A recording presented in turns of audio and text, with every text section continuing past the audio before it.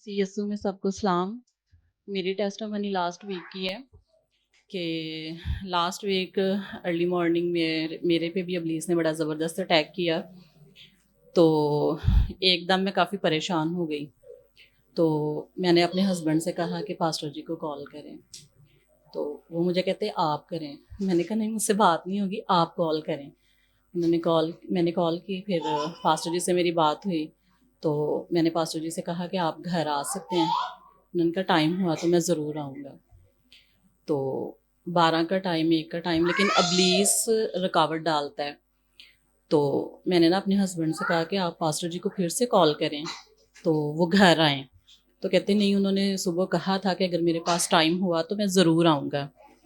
तो अभी ऐसे कहा ही है और फ़ौरन पास्टर जी की कॉल आ गई। पास्टर जी कहते कि मैंने सियालकोट भी निकलना है, तो मैं 10 से 15 मिनट के लिए आपके पास आऊँगा। तो मैंने फ़ौरन कहा, मैंने कहा जी जी जी ज़रूर आएँ। तो जैसे ही पास्टर जी आए तो पास्टर जी कहते हैं हाँ जी, खुदा के सिपाही को क्या हो गया? तो मेरे हस्बैंड कहते गिर गया है। तो खुदावंद का शुक्र है। मैं हर किसी को बताती हूँ कि हमारे पास्टर जी हमें ईमान पे पुख्ता रहना सिखाते हैं कलाम के वसीला से।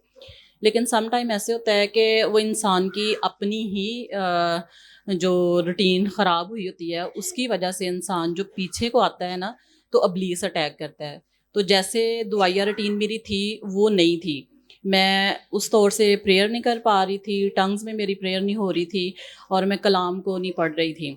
लेकिन जैसे ही पास्टर जी घर गए, पास्टर जी ने दुआ की, तो उस दिन से लेकर अब तक खुदावंद का शुक्र है मैं ठीक हूँ। और सारा इज़्ज़त जलाल खुदावंद यीशु मसीह के नाम को। और मेरी प्रेयर वैसे ही फिर से वैसे ही बहाल हो गई है। टंग्स में प्रेयर करना, कलाम को पढ़ना, दुआ करना। इवन के मैं पास्टर क्रिस के भी जो हैं उनके मैसेजेस लगाती हूँ टंग्स में, जब वो प्रेयर कर रहे होते हैं और साथ साथ मैं भी कर रही होती हूँ। तो पास्टर जी ने वेडनेसडे को मुझसे पूछा, हाँ जी। मैंने कहा खुदावंद का शुक्र है मैं बिल्कुल ठीक हूँ। और उस दिन इब्लीस ने मुझ पे ऐसे ज़बरदस्त अटैक किया था, लेकिन खुदावंद के फजल से अब मैंने उसको वक्त में डाला हुआ है। तो ये हालेलुया, खुदावंद के नाम को प्रेज। इज्जत और जलाल है जब हम खुदावंद में चलते हैं। God bless you. जोरदार तालीम जाए खुदा के जलाल के लिए। Praise God, hallelujah. और बाबरकत नाम में आप सबकी सलामती हो। मेरी गवाही कुछ यूँ है इसको थोड़ा ऊपर कर लो।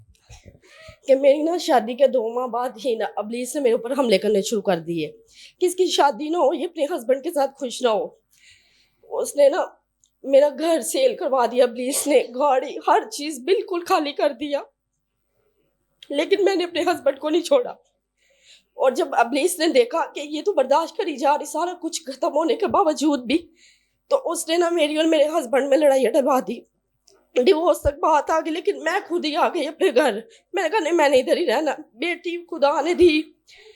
और फिर ना मैंने हिम्मत की, मैंने कहा घर खुद बनाना है, कोई बात नहीं, प्लीज जो मर्जी छीन ले, खुदा सब कुछ मुझे देगा। मैंने पास्टर जी से प्रेयर करवाई। पास्टर जी ने कहा कि खुदावन ने आपको अपना घर दे दिया। तो मैंने हिम्मत नहीं हारी, मैंने सेविंग की, शुरू 0 से मैं स्टार्ट हुई। तो बाद में मुझे सारे कहते कि जितने पैसे हैं ना, कुछ भी नहीं इससे बनता, घर वगैरह कुछ भी नहीं बनेगा।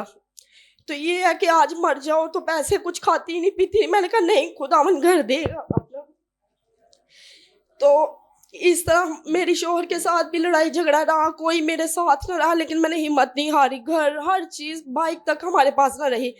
और जब मैंने इब्लीस ने देखा ना कि ये अपने हस्बैंड के साथ भी खुश है, इसने नहीं हिम्मत हारी। तो मैं एसपीयू में पंजाब पुलिस में जॉब करती हूँ। इब्लीस ने फिर मेरी जॉब पे अटैक करना शुरू किया।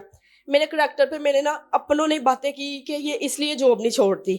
मैंने बर्दाश्त किया। मैंने कहा खुदावन आप जानते हैं मेरी नीयत साफ है, आप मुझे सब कुछ देंगे। अभी तक मेरी जॉब के पीछे सारे मेरे अपने पड़े हुए, मेरे करैक्टर पे बातें। लेकिन मैं दिल में दुआएं करना, खुद ही रोना बर्दाश्त कर लेना। और आज खुदावन ने मुझे अपना घर देने के लिए मुझे तैयार कर दिया। कुछ दिनों तक मैंने अपना घर अकेली लड़की ने लेना है, और ये बहुत बड़ी मेरी गवाही है। Praise God.